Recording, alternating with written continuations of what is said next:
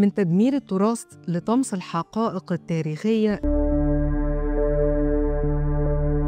في تاريخ فلسطين، مش بس بتشمل الأرض لكن كمان بتشمل الثقافة والتراث. في كتاب التطهير العرقي لفلسطين كان بيشرح إزاي الاحتلال عمل على طرد الفلسطينيين من أراضيهم، وده كان في سنة 1948، وده بمحاولة محو أي ذكرى عن وجودهم في الأماكن دي. في نقطة مهمة لازم نوضحها عن الفلسطيني الداخل أو ما يسمى بعرب 48، إنهم ما باعوش أرضهم زي ما بعض الأقاويل بتقول. الحقيقة بقى إنهم اتعرضوا لتهجير قسري بعد سنة 1948. من جانب تاني، إدوارد سعيد في كتابه قضية فلسطين بيبين في الكتاب إزاي الاحتلال بيضلل الحقيقة، وبيصور في الكتاب إزاي قدروا يضللوا العالم ويخفوا حقيقة وجود فلسطينيين على الأرض دي فيما قبل وجودهم، رغم إنهم عاشوا فيها آلاف السنين.